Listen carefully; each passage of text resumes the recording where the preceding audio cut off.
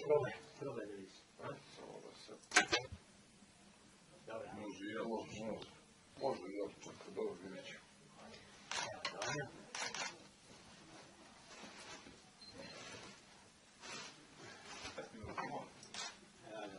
dobro. Hvala puno.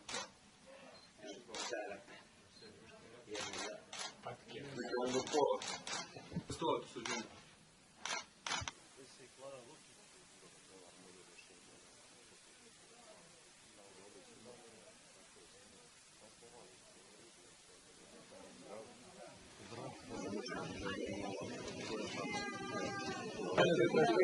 Luka Milojević, tek se festival, Hrvata i Java.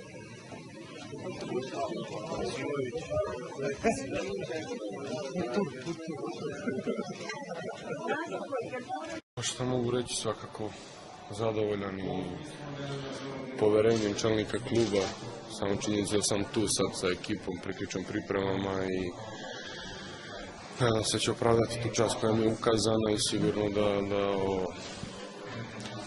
svaki igrač želi da dođe u ovakav klub i mislim da ću, ni nadam se da će opravdati ukazano poverenje, tako da eto, vidjet ćemo u narednom periodu.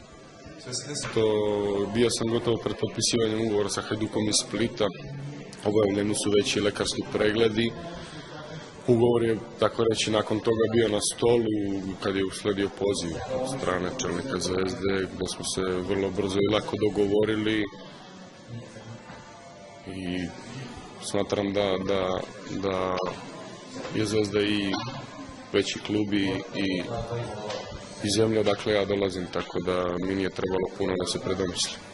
Kao i svakoj novoj sredini sigurno je potreban određen period za adaptaciju i upoznavanje sa igračima, uklapanje u ekipu, sistem igre, zahteve trenera. Znam da je ekipa jako mlada, perspektivna, po ostalom prethodnu sezonu su pokazali da će to da bude jedan mlad, kvalitetan, čvrst tim na kom treba oslonac, da kažem, Zvezde u narednom periodu i mislim da ću ja doprineti s ovim iskustvom i uklopiti se dobro u taj sastav i da će to biti kako treba. Pa to sad mislim da ne, zato što sam imao određene utakmice za reprezentaciju kroz kvalifikacije prijateljske, imao sam određen broj vrlo jakih i kvalitetnih utakmica. Dobro, svakako da u jednu ruku otežava neigranje u klubu i gubljenje kontinuiteta u igri, ali i to se da vratiti u normalu i kroz igre, naravno.